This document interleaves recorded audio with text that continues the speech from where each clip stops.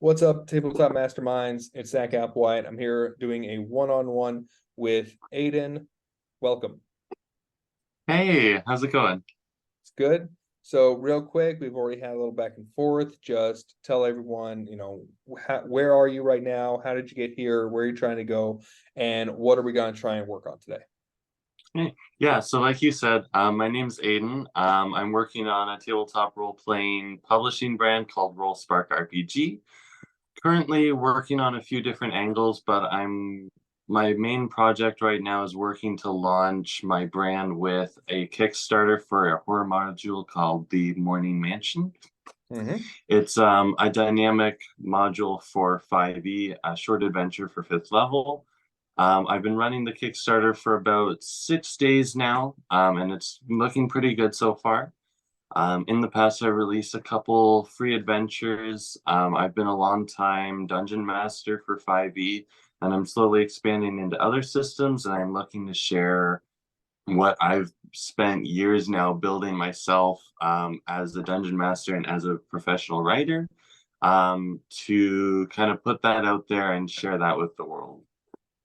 Awesome. So now, when you, just so I can better understand what it is you're wanting to build, you use the term professional writer. Do you specifically mean in a gaming sense, or do you mean in a larger stories, books? What does that mean for you? So it's in a little bit of a larger sense. You Okay. probably see all these sticky notes behind me. That Yeah, is part of the progression of the planning phase of a book I've been working on for a year or two. got it. Um, Not something I'm really ready to share any details about. Just kind of a Totally. passion project on the side. Hmm.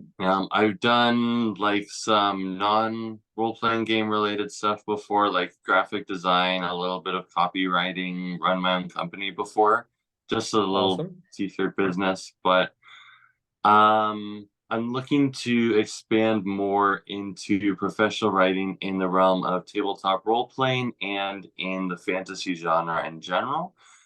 More specifically, right now. I'm looking to publish game supplements, largely for 5th edition and possibly Pathfinder 2E, and expand from there into system agnostic world settings and adventures. Nice. Yeah, All right. thank you. So this is all great. And your at least the projected pathway that I can easily place in front of you is the one that I've recently been on and am continuing on because we did similar for my wife.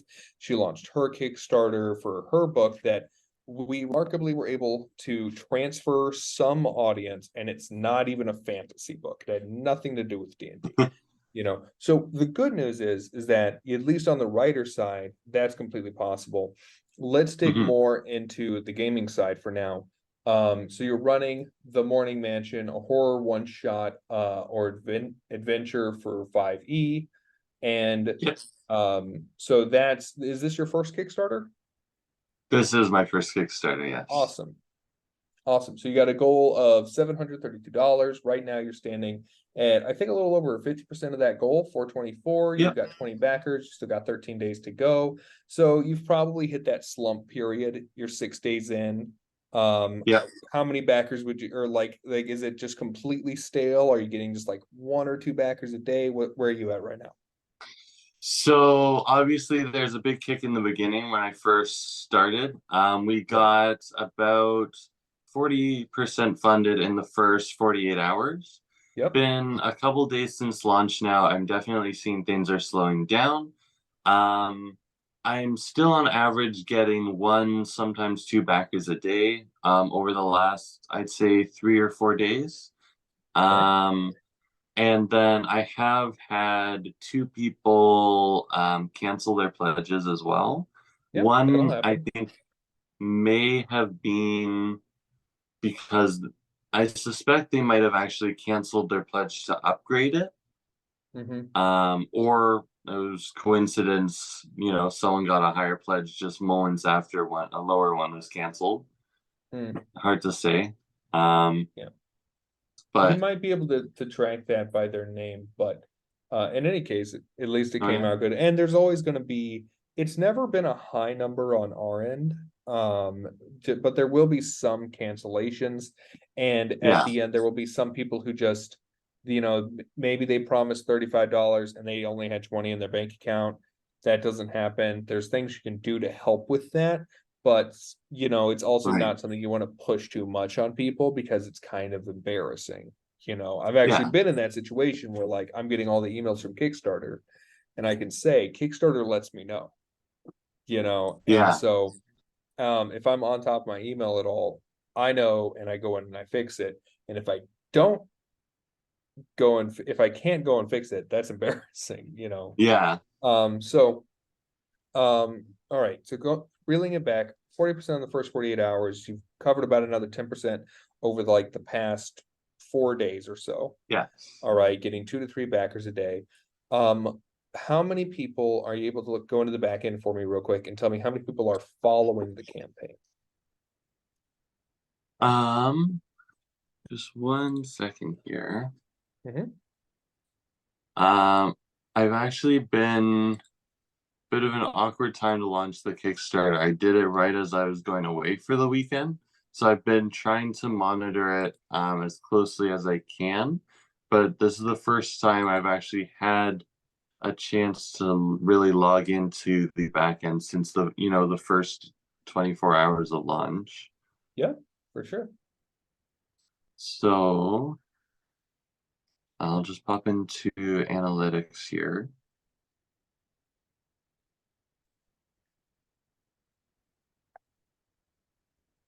And what's the goal that I'm looking for here again?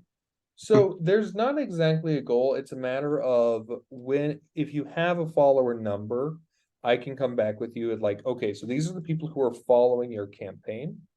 Followers will get notified of a launch in the last 48 hours. And so it can help you project what your last 48 hours are going to look like. Right. All right.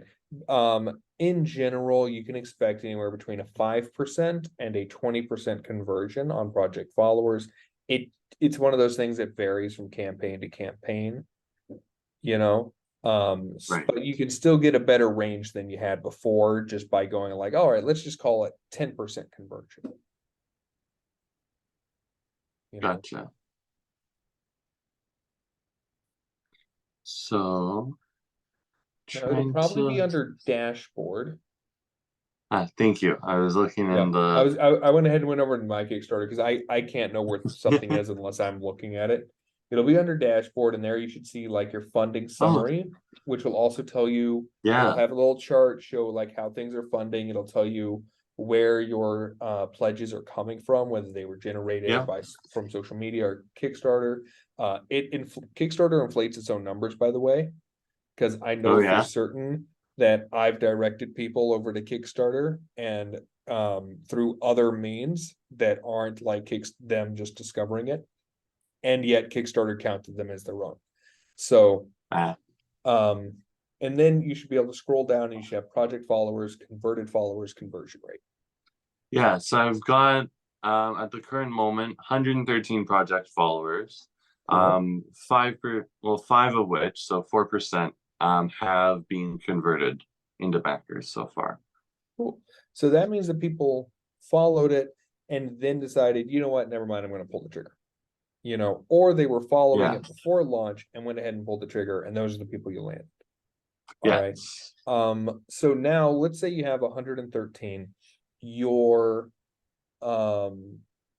what's the word I'm looking for? You've got about, let's just call it 10%. Let's say that you've got 10 people that you can feel relatively confident you're going to have in the last 48 hours. Okay. I'm doing this math because I know one of your concerns right now is, am I going to fund? By the way, and I should have started with Yeah. that. If you scroll back up to funding progress, where it has that line chart followed by the pie Yeah. graph. On the right side of the pie graph, you should see average pledge. What's that number?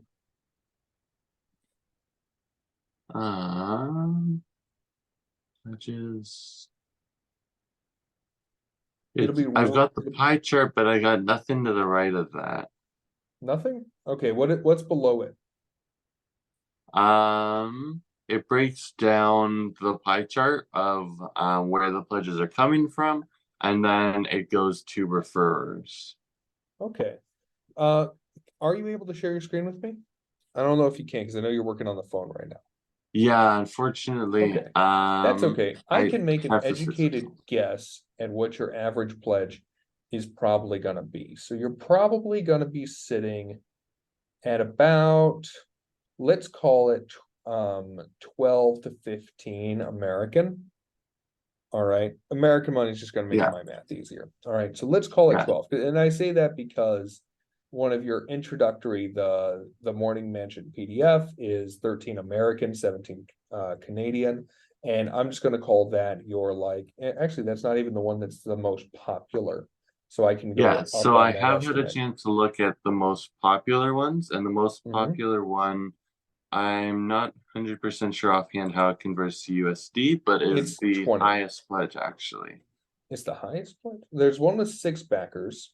All right, so that's probably made the most money.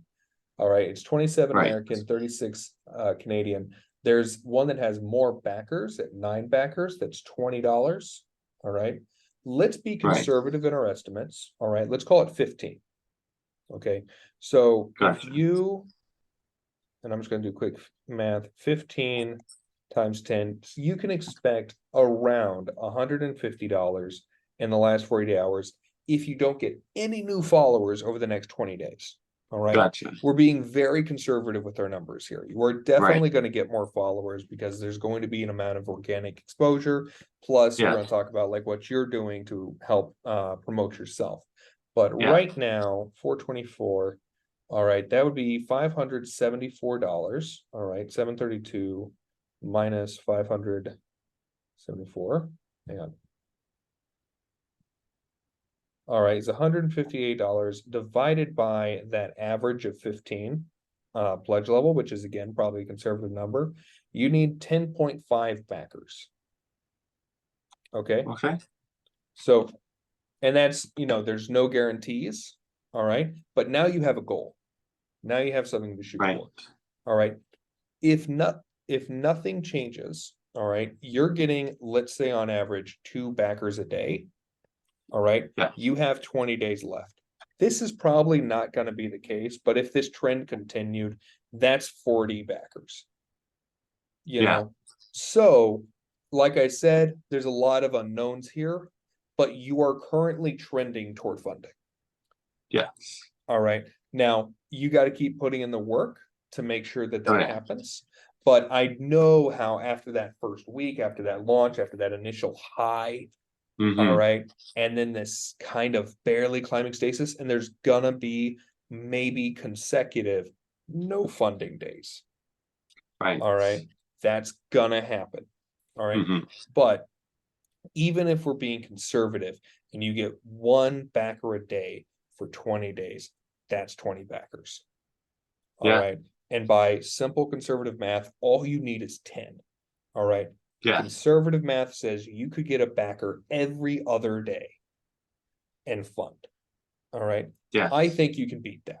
That's a good goal. That my Yeah, whole thing with the micro Kickstarter is that you have a low reasonable goal and you aim for that, and then once you hit that, build on top of yeah. it. Don't Just keep going as far as we can. Right, because the whole I'm the counterintuitive to, shoot for the stars and you'll land on the moon. I'm like, but what if your rocket fuel sucks and you never get off the ground and the rocket Yeah, explodes and now you think you're shit? You know, I yeah, that's where I muck around. I say, hey, maybe we should just build a little bottle rocket, you know. yeah. So let's talk about the bottle rocket. What have you been doing so far to promote the Kickstarter? So I've had, since the day before launch, Mhm. I've had a social media ad running through Meta, so on Okay. Instagram and on Facebook, with the mansion video, Mhm. which was, sorry, the Kickstarter video, Right. which, looking at the analytics for that, I'm not sure precisely how many clicks have been converted into backers or just Mhm. followers, but about, I think it was about 5% of the viewers, and there's been about 3,000, I think. A small percentage of that has been referred into clicks to the link, which brought them to the Kickstarter. Okay. So I'm And I sorry, can even bring up the more original. precise numbers if that helps. Yeah. Let's go ahead and pull up his precise numbers. So, and Sure. I'll also say this because I've done Facebook ads, I've done those as well, and I've been operating at, I can take a loss on these. Okay, so the easiest way to measure whether or not you're making good on an ad is customer acquisition cost. All right. Also in Yeah. marketing speak, it's known as CAC. That sounds so weird. All right. So customer acquisition cost. All right. If your average pledge is $15, you want a customer acquisition cost of below $15. Okay. Yeah. That should be your goal. Now, I'll say that for me, and I've never had like a really good video. And I've never claimed to be great at Facebook ads. Okay. I think I'm okay. All right. My customer acquisition cost target is $10 or below. All right. So I have to be even better than you do. And I've been okay with breaking even or taking a loss. Okay. Yeah. And the reason being for the stage that I've been at until my wife's book launch is simply that if I can sell to you once, I can sell to you twice. All right. So I also account for lifetime customer value. Yeah. All right. It might have cost me $15 to sell you a $10 product today that's all digital, so all profit minus my labor, which I don't count because it's a hustle, But if I sell it to you again, that's $20 total. That's a $5 profit. Yeah. Everything after that's profit. Okay. Yes. And we have been able to get people who back us the first time to back us the second time and the third time and the fourth time. Not like 100%. It's probably closer to like 10 or 20%. But those reoccurs, they've been crucial. They've been very important. And they have been able to stack on top of each other. And then you've probably heard me talk about like the add-ons. Every Kickstarter you do next, Yes. you're going to make this current one an add-on. You get new people on, and they're not just spending $10 anymore. Now they're spending 30. Their basket's just bigger. All right. Yeah. So they get familiar with your you can content actually and they want raise more. how much it is to get people, because now it's no longer just $10. So all that to say is that right now you may not be making money off of Facebook. All right. If you're okay with that, great. And if you're not okay with that, okay, just different strategy. So all that said, what is your current numbers on the Facebook ad? So it's currently sitting at 3,600 views, all plays of the video. Is that 3-second plays? I don't know if I'm not sure what meta counts as a play. Okay. There is a way, and you might have to go into the Meta Business Suite. There's a way to figure out whether or not it's a 3-second play, or I think the next measurement is like a 7 or a 10-second play. All right. Yeah. That just helps you kind of qualify, like, okay, well, I had 3,000 plays, but maybe only 30 of them got past 3 seconds. This is a terrible ad, or 3,000 plays, but 2,000 of them got past the first 3 seconds. That's a decent ad. Yeah. I do know the average play time on the video, which is 48 seconds. The average play time when I checked a couple of days ago was 10 seconds, which is what's the first current average? I don't honestly remember where I found that number previously. All right. I can tell you, out of the 3,400 people who have actually let the ad play for a few seconds, 72 of those have actually clicked the link to go to the Kickstarter, which is resulting in a cost of about 80 cents per click. Okay. Just gonna do a little bit of math. 72 divided by 3,600. All right, that's about a 2% conversion. All right, and you're paying how much? 80 cents per click or per About 80 view? cents Or that's per per click. click. Okay. All right. So 80 cents per click isn't bad, at least in my experience. Yeah. For something that's first time, brand new, you're figuring it out. You're definitely going to be able to get that down in the future, though. Okay. Awesome. So right now, under $1 is a good goal for a first time beginner. Mhm. All right. Your next goal is going to be to get under 50 cents per click. And then the next Yeah. goal after that is to get it under 20. Okay. Gotcha.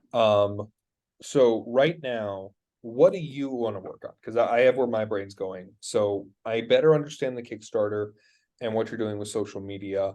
Do you want to, what do you want to focus on? Where do you want to learn more? So I set the ad to run for 10 days. It has Mhm. 3 days left. Mhm. Because I didn't want to run it the whole time. I wanted to Yep. give myself a chance to update it and take what I've Mhm. learned from and see how I can push it further and better. Gotcha. So my goal is to figure out the next steps to keep growing the conversion numbers and the number of people who actually want to become backers and follow through with that Yep. to get fully funded, ideally before the deadline, and keep going beyond that. Okay. So first question, what's the budget and are you okay with not making this money back? The budget, oh, sorry, So good. the budget for advertising. Yes. So, I gave myself a little bit of room in my Kickstarter budget, Okay. by budgeting a little bit less for my personal time. I allotted about $200 for social media marketing. Great. Now, for Awesome. this 10-day ad, I've spent about $80 of that. Yep. So I've got about 120 left. I'm willing to push, no sweat.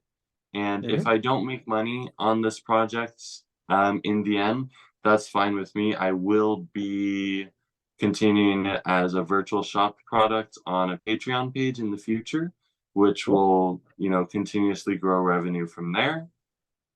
And I'll just be happy if this happens, honestly. As far as a first project goes, it's going about as well as I could have asked for, which is a great feeling. Awesome. So let's talk about the ads because I think that's something that we can square away real quick. So here's how I approach ads, and here's how I've been able to get some of my cost per click like down to that 20-cent level. Okay. Mhm. Is that has been through micro experimentation. Okay. Don't know why I always work in micros, but I do. So when this ad runs out, all right, let's say you have $100 left. Okay. I would take, all right, 30 of those dollars and run 3 different simultaneous ads. Ah, Okay. And I would pick some things to modify that you, with your knowledge of your audience, all right, would think maybe I should try this. So for example, maybe that is, hey, I was targeting people who like Kickstarter and horror, and games. mhm. Maybe I need to go more micro. Maybe I just need to do games and horror. Maybe I just need to do people who like Stephen King, you know, Right, finding something, and or maybe it's a location thing. Maybe you say, hey, I've been going internationally. I've been advertising in Australia and I'm getting traffic from India. That's probably not paying off. All right. I don't right. see any names that align with that demographic in my backer list. All right. Let's just do US and Canada. All right. So, like for me, Gotcha. I usually only target English speaking countries. All right. And Mhm. Germany, because Germans on large speak English and play games. Okay. Ah, it's a That's just, they challenge. have the biggest gaming convention in the world, Spiel Talk. Okay. So All right. I throw them in the mix. All right. But other than that, it is US, it is Canada, it is UK and Australia. All right. And I could probably just do with just doing the US because that is where 80% of my backers come from, anyways. Right. And that might be something you experiment with, like, okay, let's just do the US. I don't know why most of my backers come from Toronto, New York, and Texas, but I could just advertise those and Yeah. see if that works. Those are the kind of things I mess with. So I would spend $30 on testing something. And if your test goes anything like mine do, you'll find one that's an absolute loser. All right. People who Right. like Stephen King hate this project. Okay. And then you'll find one that's a clear favorite. All right. And you'll say, all right, so this one was getting $1.20 per click. All right. You ran them just $10 at, let's say, $2 a day, 5-day ads. Okay. And this one was just an absolute dud. This one got 50 cents per click. All right. And the other one got 8. All right. We're back at square one. Then double down on the one that's working. All right. So what I like to do, and I'm not saying that what I like to do is the best way to do it. I'm giving you my experience, and you interpret it and incorporate it in whatever way you like. I like to first 48 hours, like no advertising. Okay.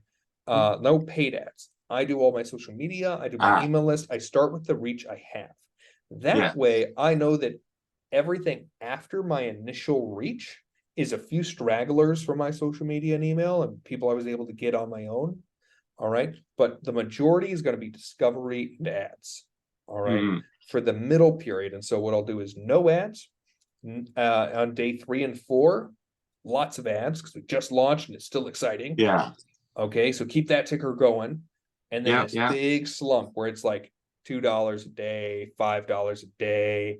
I'm running a couple of experiments, just like I'm advising you. I'm like, let's do 5 days with 3 ads. I'll spend $30. Yeah. Let's come back and see where we're at.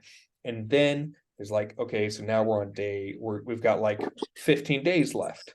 All right. So I will spend of those 15 days, the next 13 just running whatever ad I think was working. All right. And then I'll save another chunk. Let's say I have like just $20. Then I'll go hard for the last 48 hours and I'll go hard on all my platforms as well. That's what makes sense to me because we know that the first 48 and the last 48 are the most important, is the beginning and the end of the campaign.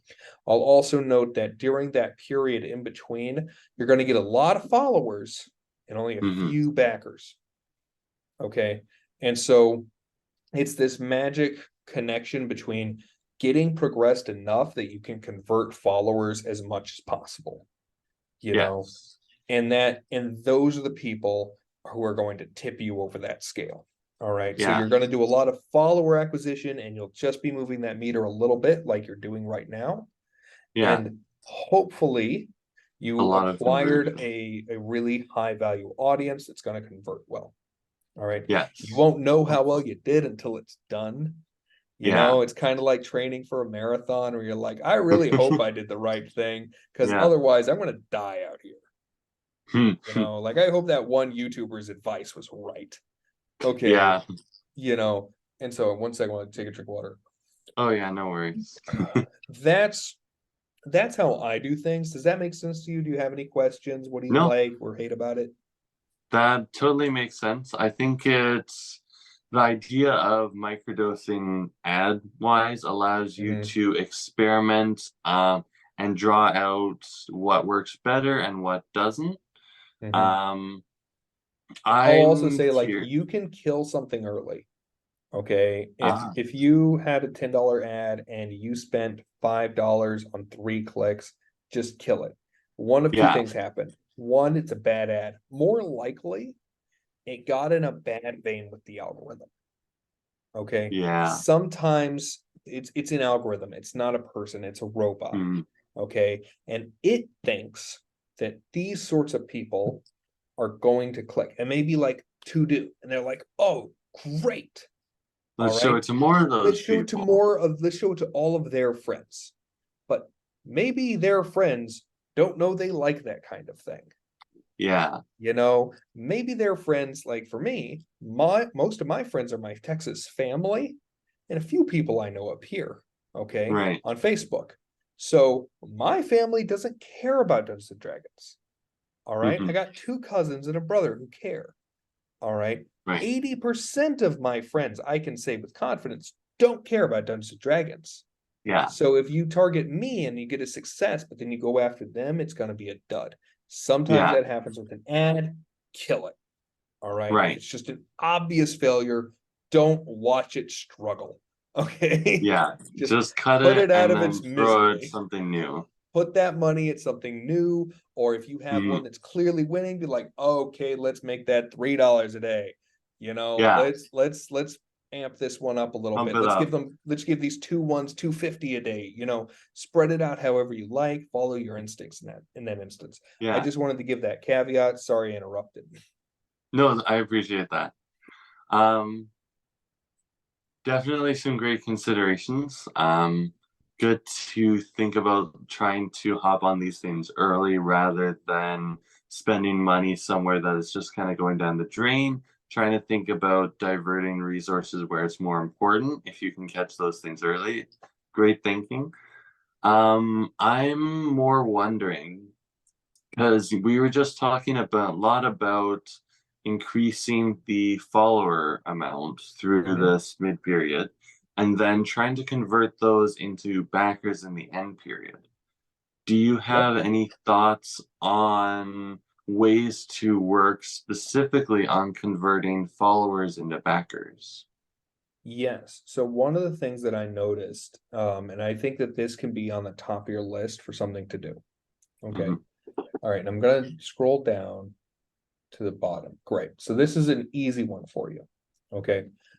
Start by making a Kickstarter update. All right. Gotcha. That's what I was You just thinking. that's one of your go-tos. One, keeps current audience engaged. Okay. Yep. Two is that people who follow, they're going to come back, they're going to see what's been going on in the campaign. And if it looks like you Yeah. haven't been communicating a lot, that's going to like immediately lead to low trust. Okay. Yeah. The instinct that people have, I have this too. Okay. Even as a Okay. professional marketer, all right, I have to override this. And that's that you Mhm. don't want to bother people. All right. Everyone Ah, has this instinct of like, I mean, what am I going to say? Do they even want to hear from me? Because I'm going to tell you something that's probably going to be a little uncomfortable for you. Okay. At the very bottom of your story, you have the about the creator section. yeah. All right. I want you to copy, paste, and expand. Okay. I want you to say, hey, first things first, header number 1, thank you. Okay. Yes. Make it all 100%. about them. They are the heroes here. Yeah. Thank you Thanks so for the much, you brave support. souls. I can't wait for you to be absolutely tormented and entertained by this product. Okay. Love it. This campaign's been going great, and I love that you're here. Thank you so much for being here. This means a Mhm. lot to us. We would like to take this moment to introduce ourselves a little bit further. Love Okay. that idea. Now, if you can do a picture of yourself, people love faces. All Mhm. right. This has been proven through an absolute gobstopping Oh yeah. amount of research. Okay. People love and trust faces. Okay. Yeah, because So they if you want to can, support the person as much as they want to support the project. and that's, think of Kickstarter, at least on this micro scale, more like a farmer's market. Okay. Yeah. Than anything else. All right. So as much of yours and your partner's faces you can put in, the better. All right. Mhm. Introduce yourselves and say like why you're excited. You do this a little bit already in the about the creator section. You're linking to your socials. Awesome. Mhm. A grade. Keep that up. Do it again. All right. You can link the image that you put in there to your socials as well. All right. Gotcha. After that, all right, because I'm just going to structure this out for you. Thank you. About us. What's next? Yeah. Okay. That's the Getting next them section. excited for the next Answer phase. that question. Okay. So, and you can be completely honest. You can say, look, this is our first one. All right. Mhm. Here's what the numbers are saying to us. We do expect a fund and we're really excited for it. We're going to do everything we can. Anything you can do if you share this with someone who you think would like this, please do. It means the world to us. It helps this Yeah. project thrive. Okay. In the meantime, we're working our absolute butts off to get this in front of as many people as possible so that we can fund, so that we can worry about what we're most excited for, which is stretch goals. Yes. So look forward to hearing from us more in the future. And see. Okay. Love it. And then I usually like to sandwich it with another thank you. Yeah, of course. Always the compliment sandwich. Right. That's I like the sandwich. All right. And so that's going to be your first thing, is one, that's retention thing. All right. And two, that's going to help people who come along. From here on, you should kind of list out ideas. All right. Some of them are really easy. So for example, all right, let's just say you wanted to give them a sneak peek of a map. Okay. Yeah. There's a lot of ways you can do that and make it last a while. Okay. I think Snowy did something like this. And I mentioned it to someone, something very similar with maps. It's like, have a fog over it. Okay. Right. And say like September 30th, this part will reveal. All right. October 1st, Friday the 13th reveal. Yeah. Have fun with it. It gives people something to look forward to. And again, at the end, at those last, let's have a goal of like communicating every 3 days or so. All right. With something, come up with ideas for that. If you don't hit that goal, that's fine. I'm just giving you something to aim for. All right. But don't take my arbitrary goals to heart. All right. Take everything with a grain of salt here. Okay. Because it's your project. All right. So, but you want to see like at least 5 updates by the time someone comes back for that last 48 hours. All right. I'd feel better with like 7. All right. But at least 5 is definitely something I recommend, because that tells me you've been communicating a little bit. I've seen people, there's some people who are giving an update every single day. All right. I don't have the energy for that. That's no longer about it. Like I just don't have the energy. I got kids. All right. I got a job. I don't have the energy to write an update every day. Let me see something real quick. All right. I want to give you a thumbs up. You've been responding to the comments section. Thanks. All right. That's great. All right. If any more comments happen, keep that up. Have you been messaging a thank you message to new backers? I have not, because I've been away. I didn't realize that it's not an expected thing. So this is about an optimization thing. Okay. There's like best practices, and then there's the things that we know work, but are like easily slip through the cracks. Okay. Myself included. All right. For our last couple of Kickstarters, we haven't done it simply because stopping and messaging every backer sounded exhausting, and we were already doing a bunch of other stuff. All right. However, I have to admit to myself, I'm letting go of that optimization opportunity, that I could increase retention and connection and likelihood to be a repeat backer. Even if you don't go back and thank people who've done it before, doing it now and saying like, hey, just wanted to say thank you so much for backing, means the world. You're awesome. Creep it real. Sign off. Gotcha. That is something that can help you in the retention phase. All right. And unfortunately, there is no way to talk to following backers directly. All right. Your best way of doing it is the updates. The updates, yes. The thing they're going to look for first is how funded are you? So let's say you didn't move right now. Okay. And I can do my mental math like, you got 2 days and you're only 50% funded. This just looks like it's not going to work. No one likes to back a losing horse. Ugh. If you're just at 80% funded, that conversation completely changes. Because now they have an opportunity to be a hero, especially with a micro campaign. Their $15 means a lot. You can save a campaign. You can completely change the trajectory of a campaign in its last 48 hours with $15. All right. You're no longer buying maps, you're buying heroism. Okay. So Yeah. honestly, like I keep saying, like, yeah, I think you're gonna fund. I think you're on a great trajectory, but there's an amazing amount of potential safety nets for you. Okay.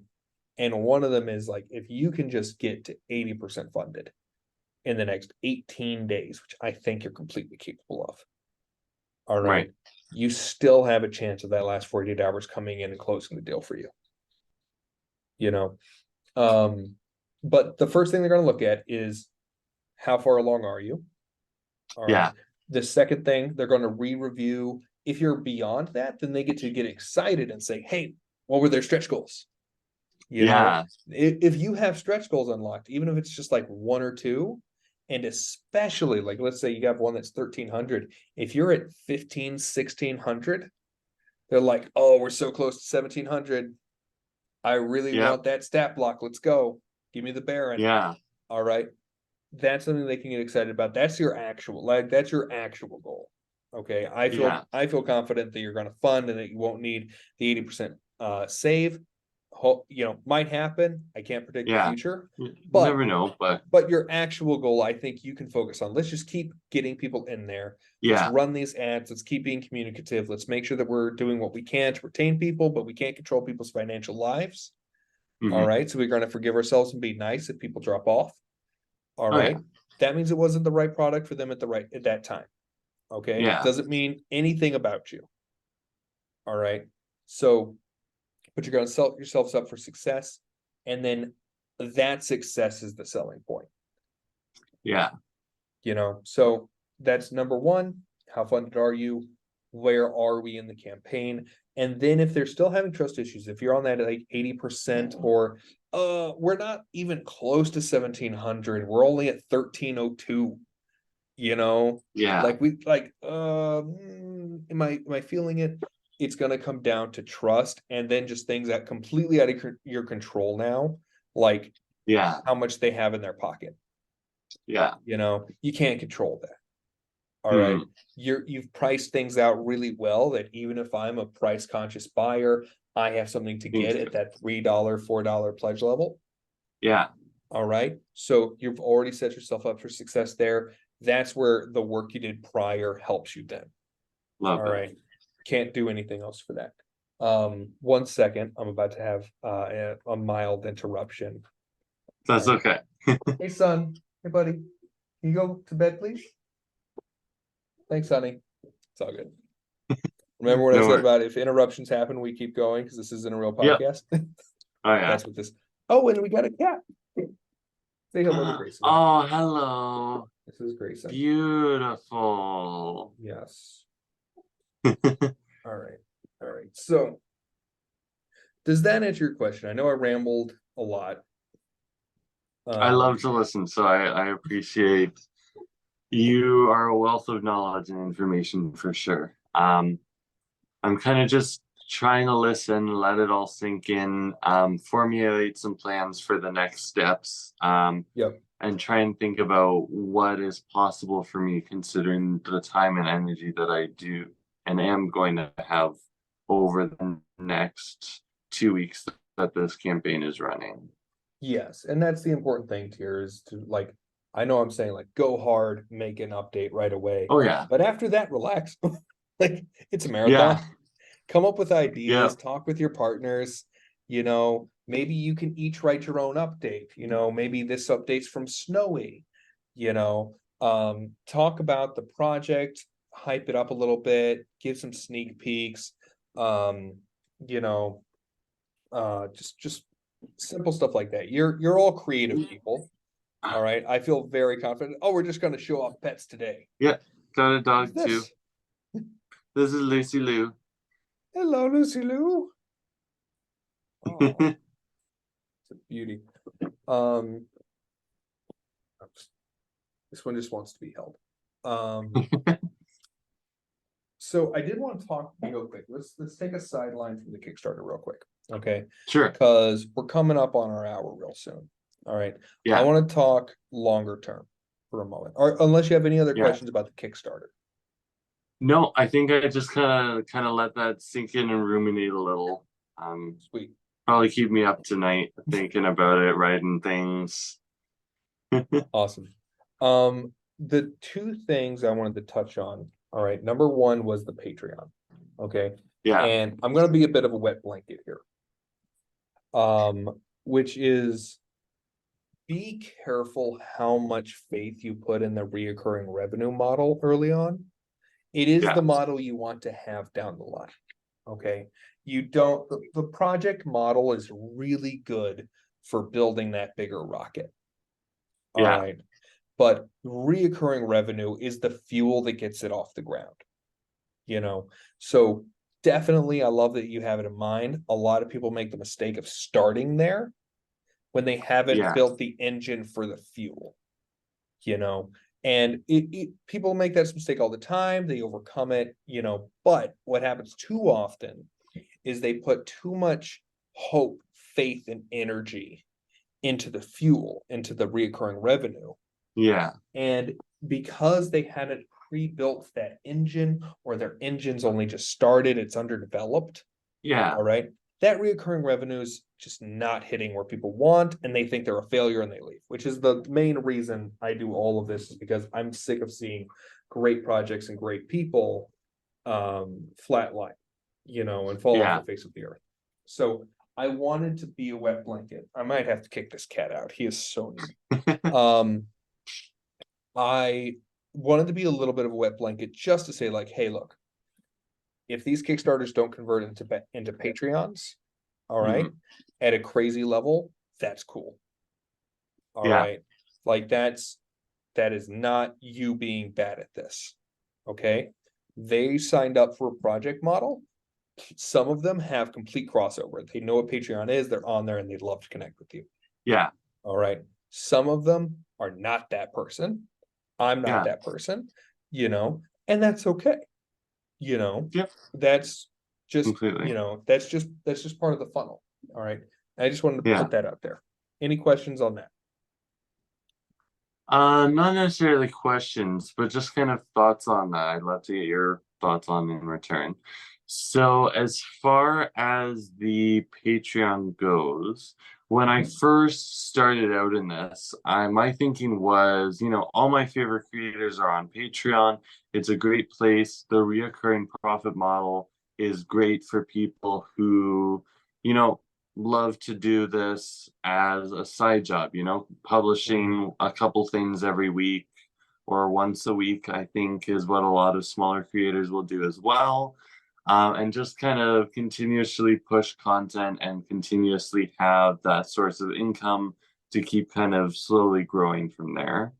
Mhm. But I'm not sure if that's necessarily what I'm leaning towards now as I'm getting Mhm. more into this. Okay. I know for the foreseeable future, I like the project model. Kickstarter is also a great place. It's got some great community behind it.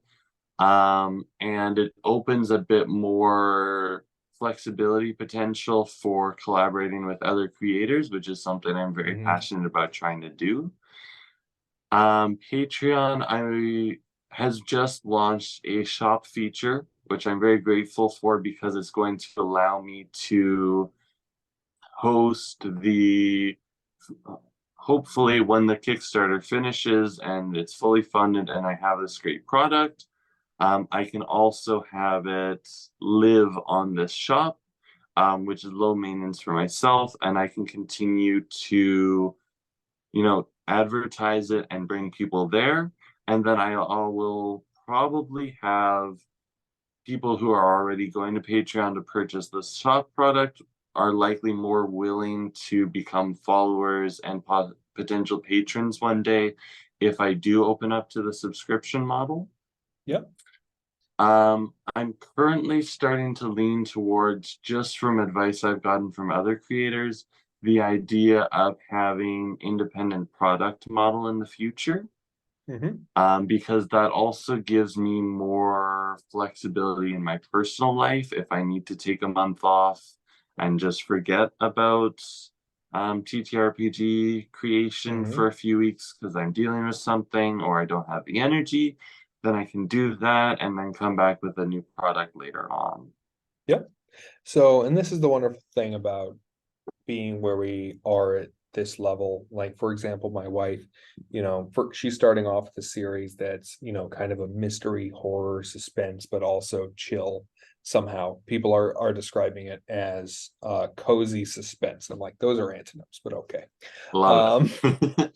but then she's going hard into fantasy.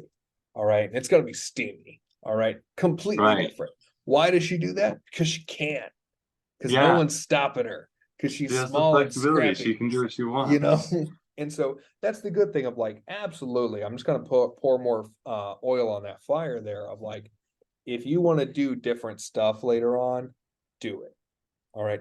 And that's another reason to make sure that you're putting your face out there and selling you. Yeah. All right. Because there will be some crossover. We had people back Kalen's book that's a cozy suspense that has nothing to do with D&D, mild Cthulhu vibes. Okay. And we had Right. people who had been backing the D&D cross over to that because it's Kalen. All Yeah. right. Didn't Because they matter know what she there's a was writing. connection there. All right. Didn't matter what she was writing. They were going to give her a shot. All right. Because they're no longer, just D&D players, they're fans. Yeah. And Hmm. that's the long-term game. So love that that's a part of your thought process. Okay. Thank you. I'm the Patreon launching shop, that's completely new to me. I love a passive shop. It's just there to collect money on digital products, by all means. Yeah. And as long as you're not doing what too many people get hung up on, which is just pushing, like, why aren't people buying this one product? That's what's great about the Yeah. project model. Just come out with a new product, keep going. Yeah. You Work on know, the new thing, but I'll have right? existing things for people who want to learn more and spread out. And then Exactly. also having those as add-ons in future Kickstarters. Love that Yep. idea. Yeah. So that's all going to build really well. If you do, where there's a subscription, the biggest concern that I have, and this is from an outsider perspective, so there's definitely a key piece of insight I'm missing there by not being an insider. From the outsider perspective, is just burnout. Have minimum content and say that in addition to projects and promoting and everything else, I can make a map a week or whatever Yeah. it is, and that's the Patreon. And yes, I could do more. All right. But I'm going to choose that to put that energy toward growing the overall audience and impact of my projects, Yeah. and I can always fuel this up later, Yeah. Just having another base to stand up on and build a community really is what we're going for here. A Yeah. community of people who are supporters and fans who like the brand, they like the person, and they like the products. Yep. Awesome. Love all that. Anything else on the Patreon side? Considering that I'm just kind of gonna keep that on the back burner for now. I don't think I've got any more questions there. Sweet. Next big thing I want to talk about is that kind of bigger vision. All right. Hmm. So you talked about books. Just if you wanted to copy and paste what we did for Kayla, okay? When you're thinking of new projects, I want you to think of how you can create larger story elements, okay? Think Yeah. of these as samples. So what we figured out, we had launched a couple of Kickstarters in the TTRPG space. From Kickstarter wrote the modules, but she came back after doing a couple of those, like, but how are people going to see me as a writer? Like that's a big leap to say, oh yeah, she wrote a game and now she wrote a book, Yeah. So we put our heads together and we came out with, well, we're gonna have a short story from the setting. Oh, I love that. Okay. And so here's the thing that, and then my brain started going. So here's what I loved about it. One, a short story came out with every release, guaranteed. Now Kalen's a writer. Okay, Yeah. is put into every one of our backers. And we did that like 3 to 5 times. And then we took all the short stories because they were all in this one D&D 5e setting of Aragarth. Okay. We put all the short stories in a book, and then we added in like 6 more. All right, like 10 more. By we, I mean her. She did all the work. Okay. Yeah. So we ended up with a collection of short stories, all right, in our TTRPG setting. Now, let me tell you something. No one was out there saying, boy, I really wish someone would come out with a collection of TTRPG short stories. All right. I am definitely, that is what I'm looking for. I'm in the market for that. Nobody was asking for No. that. Somehow, though, it worked. All right. Yeah. Through a lot of our previous backers, they hopped on, they said, hey, one, we love you. I can't know how much they liked the previous short stories. Yeah. Okay. What it was also the best thing about it is that it's kind, you know how like people joke like your first baby's your practice baby? Yeah. This was our practice baby.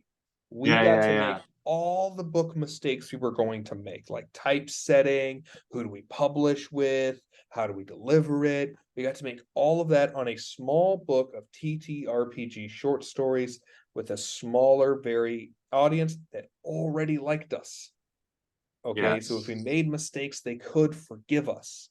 All right. Yeah. And a mistake was made, lo and behold. All right. And it wasn't made when we went back. All right. And like, I'll like, I want to say we only raised like 500 for Chronicles of Aragarth, but I'm going to double check that number. It was definitely less than 1,000. Right. All right. Now, what was your goal for that? Let's see here. So here's Chronicles of Aragarth. We only had 33 backers. All right. Ah, And we generally have anywhere between like we have around 50 to 100 backers for our D&D materials, right?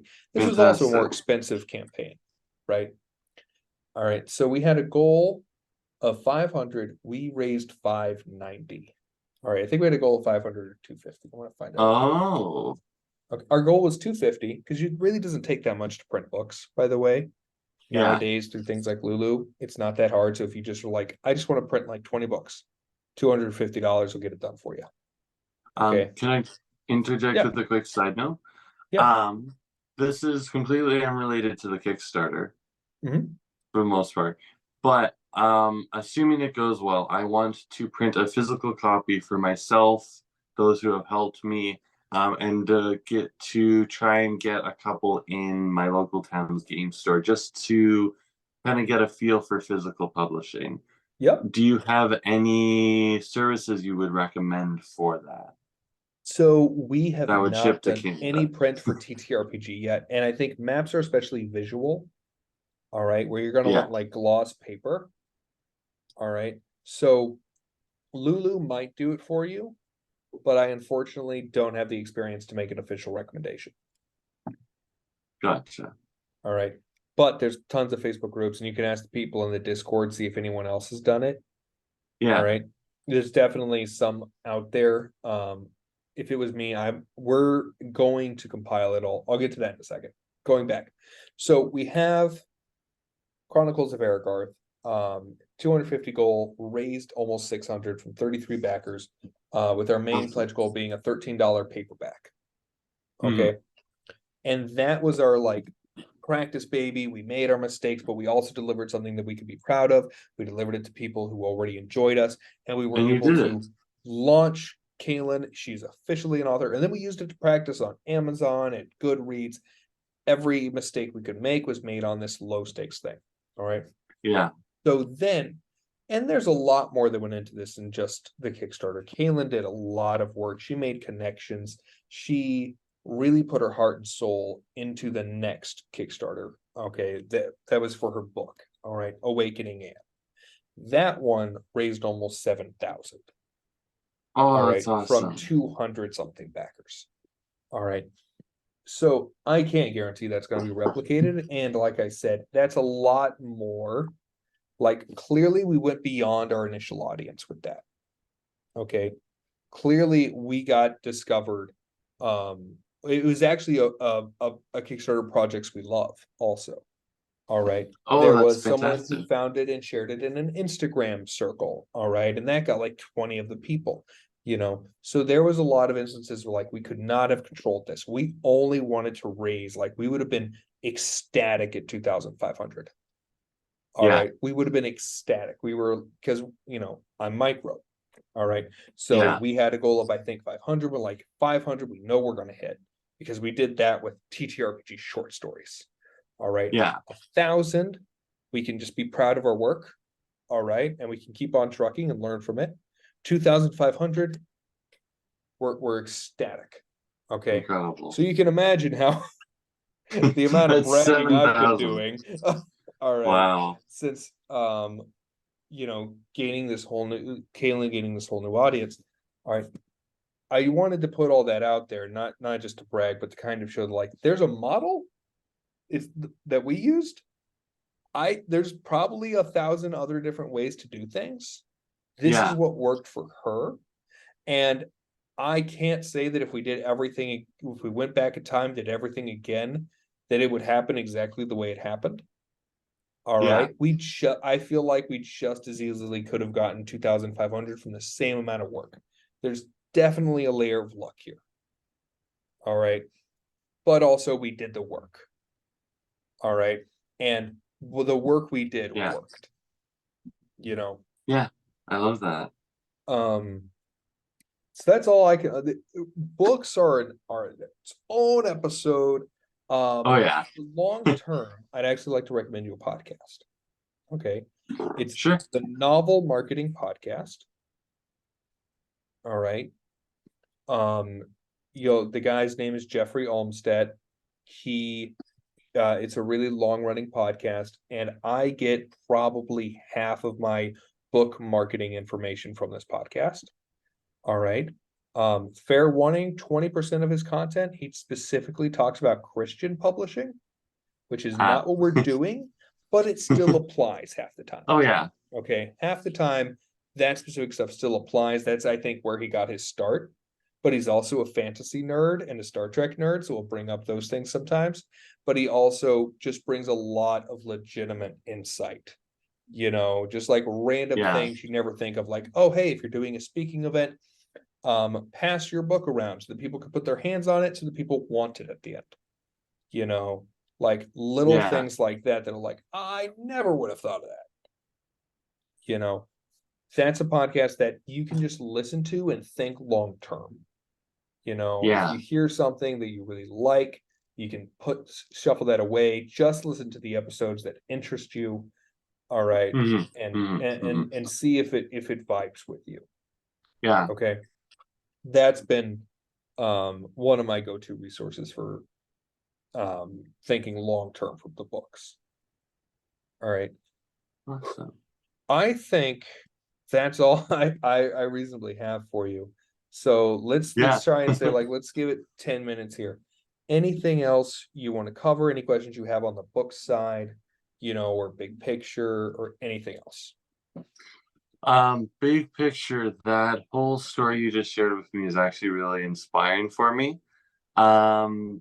Obviously I kind of started out with writing a long time ago. Mm-hmm. And I've jumped back and forth between a few things. This is my first time going in fully and actually doing a published product. Awesome. What I started doing and kind of what got me into this was when I started working on this book behind me. I started thinking about ways I could motivate myself to work on it more because I wasn't ready to actually write a book, but I knew I wanted to work on it. So I started running a Dungeons and Dragons campaign set in the setting of my book with my friends. Awesome.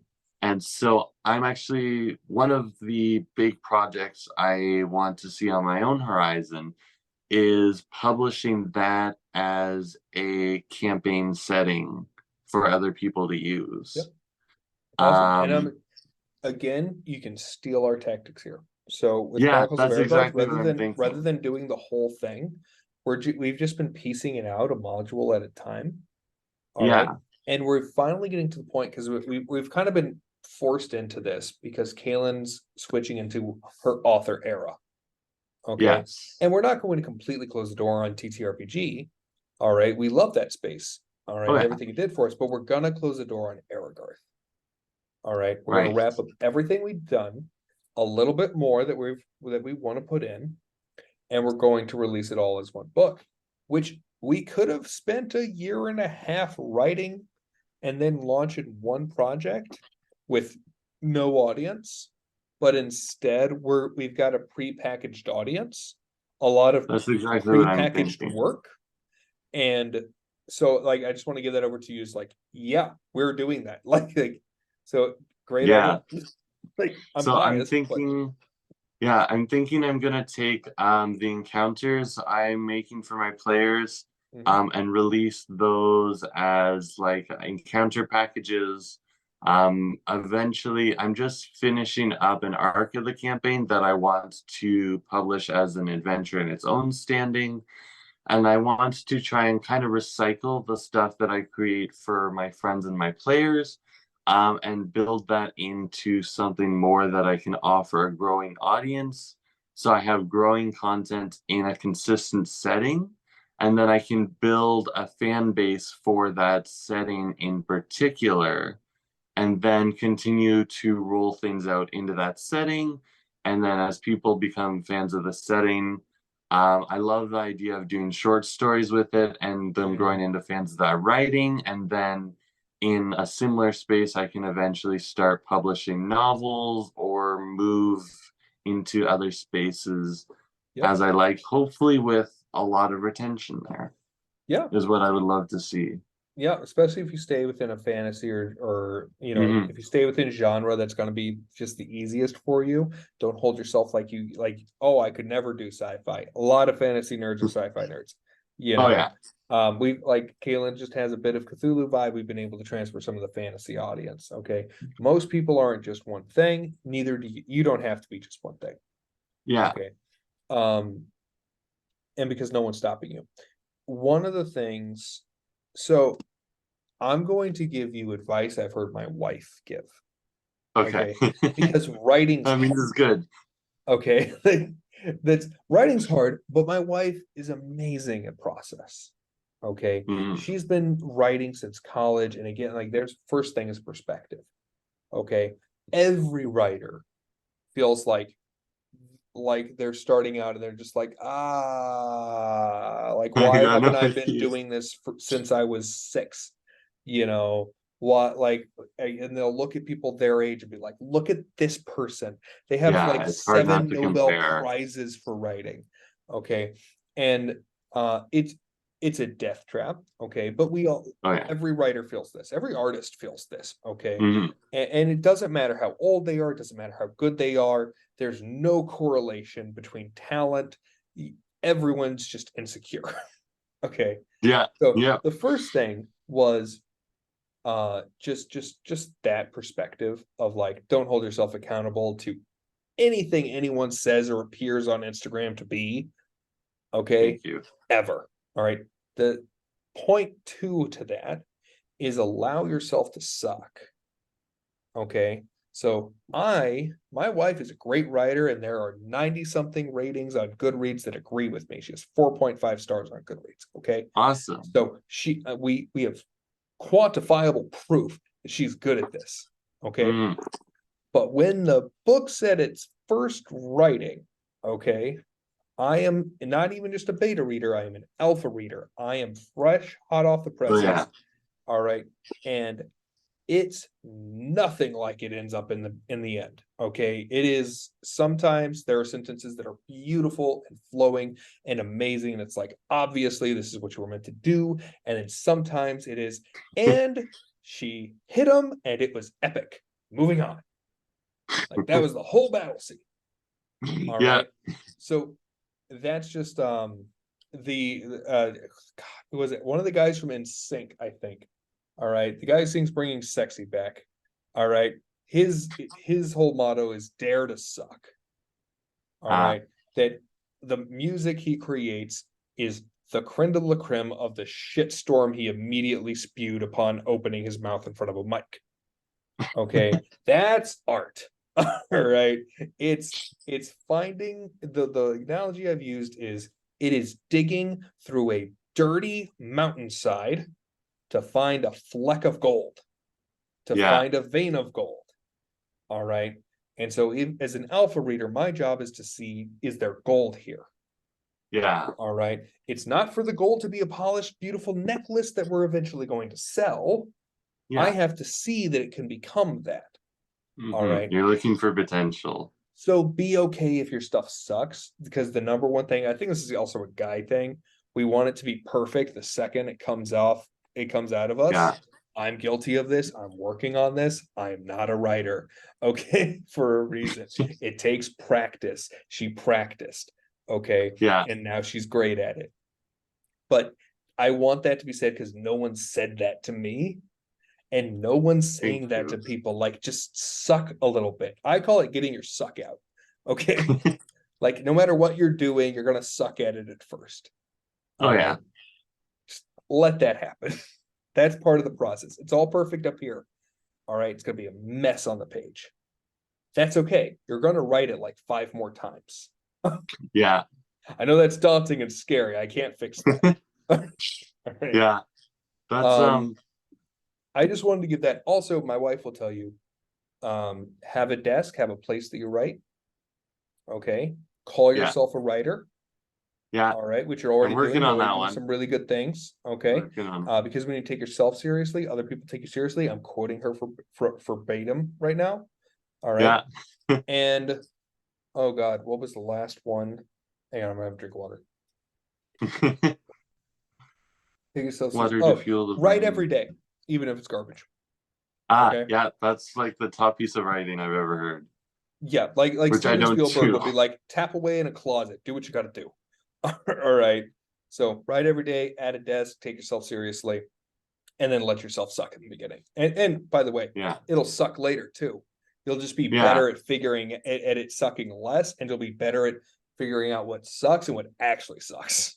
Yeah, and how to get it from what sucks to something that's shiny. Right. Yeah. So I just wanted to say all that because not enough writers hear that.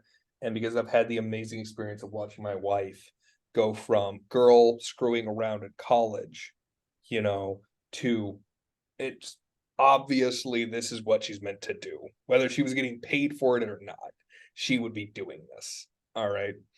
And not enough people have the opportunity to have that kind of experience shared with them. Okay, I think I'm talked out. Okay. This is my socialization for the day.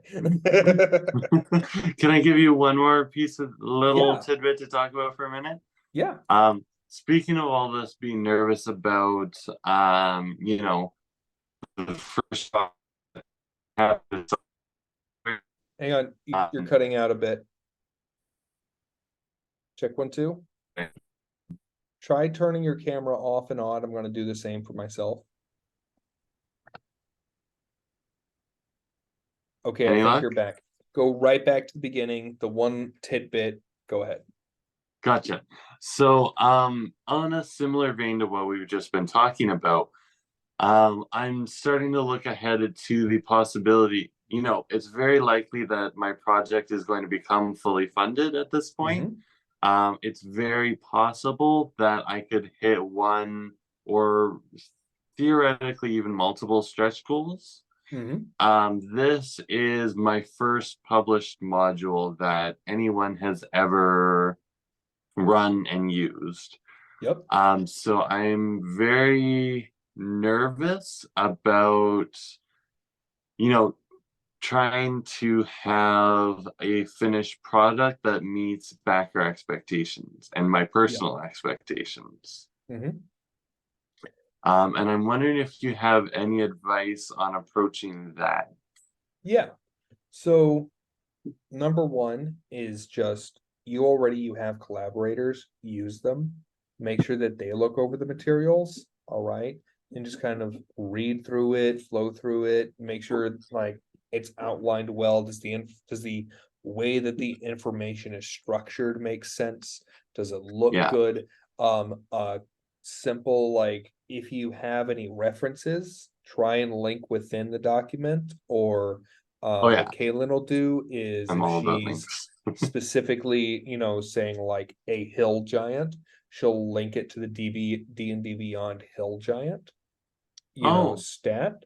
That way that if you're as a dungeon master, that's just something that we find helpful to say, hey, let's go right over to that hill giant, because we can't include the art. We can't copy, paste, screenshot the information. All right. Yeah. But we can say, here's your hill giant. His name is Gorg. And then as a Yeah. dungeon master, I have the stats in front of me. I can screenshot the image and share it with people, or I can find one on Google real quick and describe it and be like, this is Gorg, he's like if no art was provided, generally Kalen's really great about providing art. And Yeah. generally homebrews monsters and can just say it's got hill giant stats. Here's where they are. Mhm. So read it for flow, then read it again for usability. Yeah. And that's all you can do. And this is the thing you probably, if you've listened to any of the podcasts I've done before, is do a backer survey. Okay.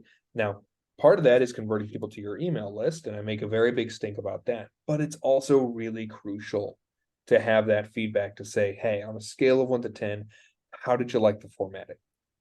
On a scale of 1 to 10, Yeah. how did you like the images? Yeah. All Very right. specific. What was your feedback. favorite thing? What could we improve on? You have to ask them to be negative.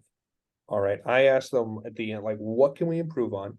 And then I give a big section for anything else you want to tell the creators. Some of them Yeah. give a big long story about how great we had one. It's like, I killed my players in 3 turns. Okay. And we were like, yes, if you played it to kill people in 3 turns, you could absolutely do that. That is not how we play the game. So we never thought of it that way. But it's We're good to probably hear not that's going to being change the enjoyed. way we do things, so we're just not for you.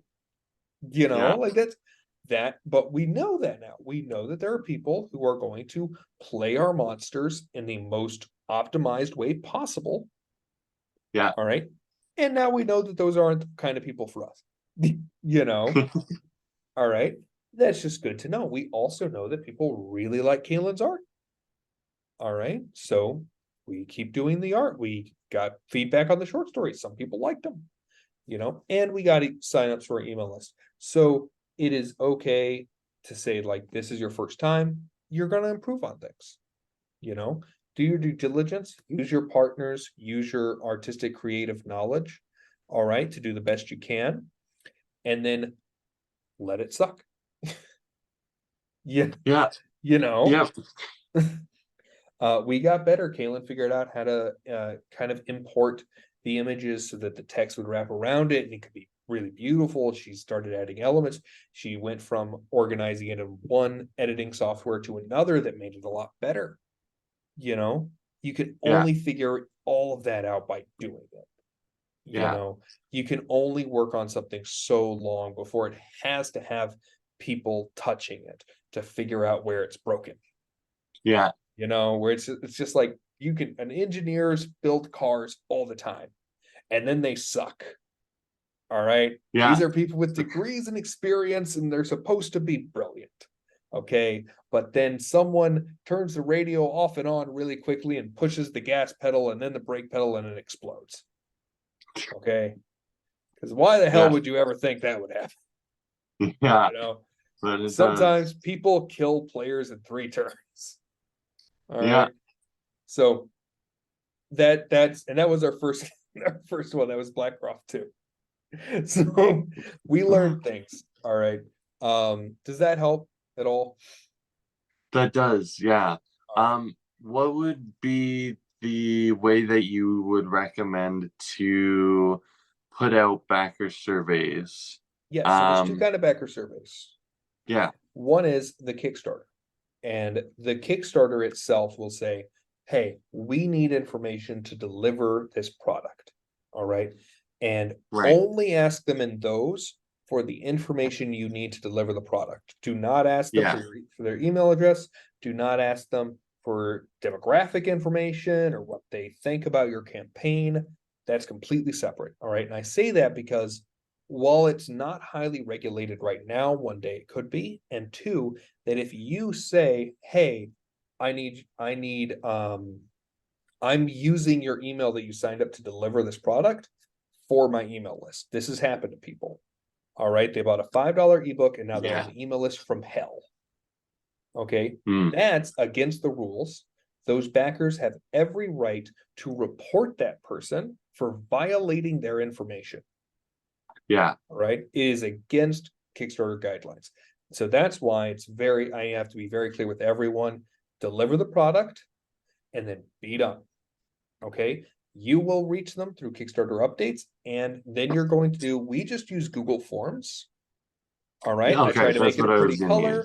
I try to make it a pretty color. I try to use a good banner image. I try to make it really simple and easy to read and fill out. All right, under 10 questions. All right, 5 if I can swing it. All right, because the fewer questions you have, the more people are going to fill it out. Okay? Yeah. And then I say like, hey, this quick 3-minute survey means the world to us, and it helps you help us make the product better for you. Yeah. You know, so it's a really easy sell. And you're not going to get everyone to do it. All right. Be happy with 10%. All right. Oh, yeah. But that's all. You don't need to like do Survey Monkey or learn or don't pay for anything. God will. No. All right. Okay. Like ever. Like ads are the only thing you should ever pay money for. Maybe Canva Premium. All right. That's the one thing we've been like, yeah, we pay for that. You know. Now, product delivery. I'm not with this being my first Kickstarter and not having much experience. Yep. I don't really know how that process works.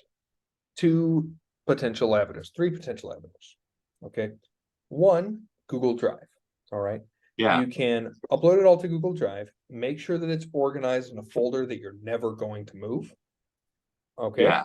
And you have links to those, and you just email them the links. This is especially important. You're doing like a lot of virtual tabletop elements. So it's going to be too big for the emails anyways. You could not do direct email, right? So I can the second way would be direct email, but that doesn't work for you. Yeah. So I can collect people's emails in the backer survey for the purpose of emailing them and invites to the drive. To the drive, exactly. Okay. Some people have the instinct of like, okay, well, what's stopping them from sending that link to their friends? All right. The answer is nothing, but nothing was going to stop them from sending the PDF to their friends.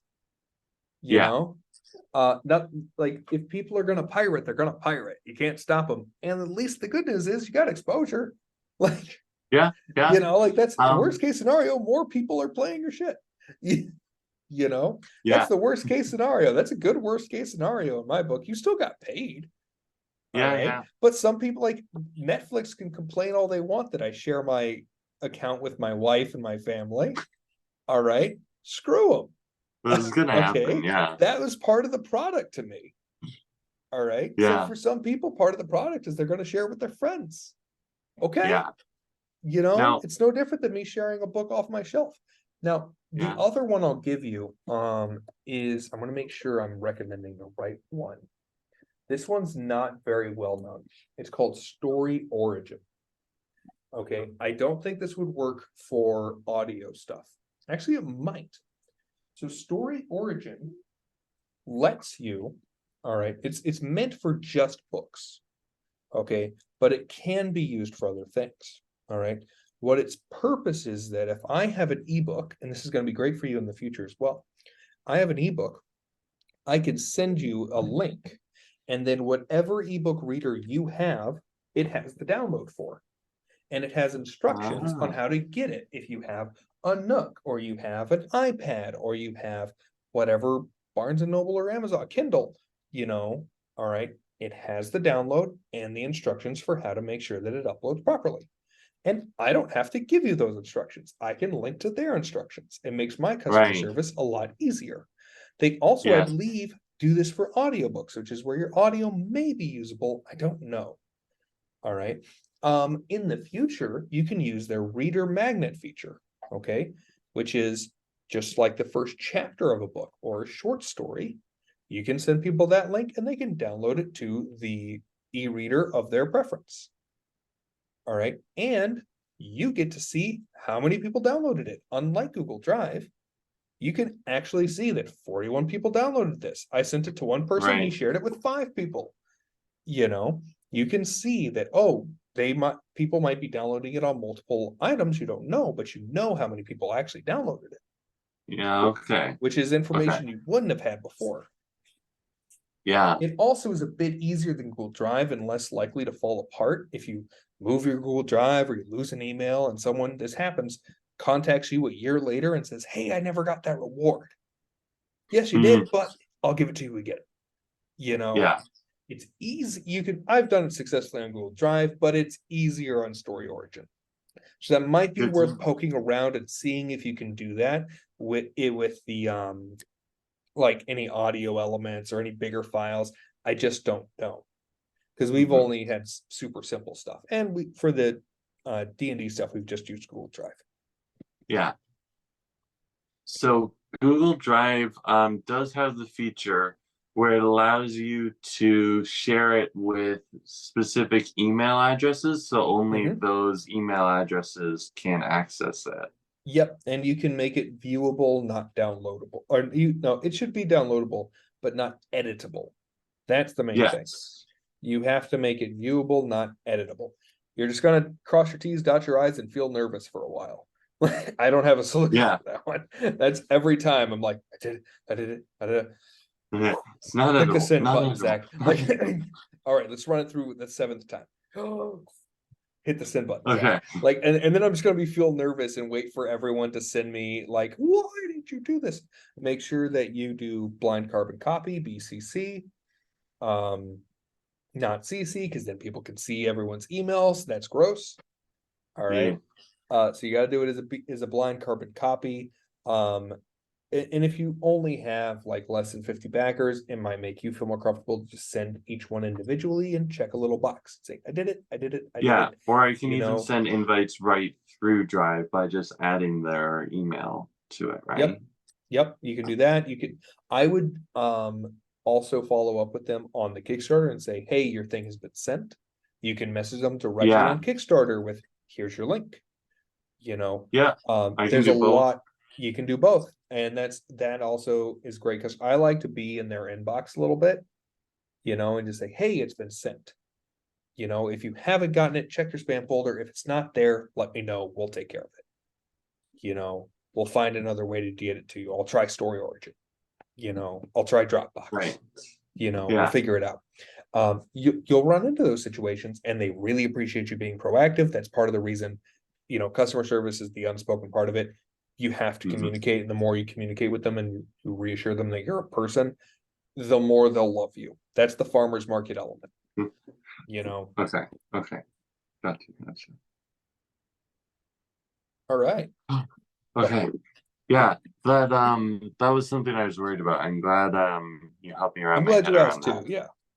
Yeah. I also realize it's been an hour and a half at this point. So if you need to stop it here, no worries. We're gonna go ahead and wrap up. I greatly appreciate the time so far. I'm feeling a lot better and more excited about this, and I've got a lot of ideas on where to take it from here. Awesome.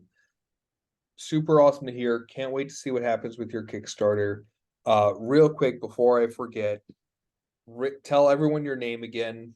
All right, and your company and where they could find you if they're super interested. Yeah, thanks, Zach. So again, it's Aiden. I'm with RollSpark RPG is the brand that I'm trying to launch. You can find me on Instagram. You can also find me on Patreon. You can find me on Kickstarter as well now. Possibly soon a Facebook, but don't look that up just in case. I'm always happy to chat if anyone wants to message me. I also do have, because this is a pretty small audience size, I have a Discord, Intrepid Traveler 03. More than happy to receive messages on there and chat. And just see people interested. Awesome. Make sure after we're done here, send me all the links. All right. I'm going to try and get this out tomorrow.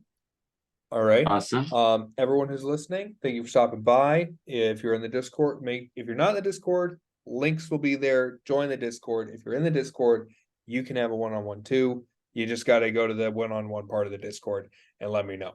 All right. Thank you, Aiden, for being here. Have a great day. Thanks, Zach.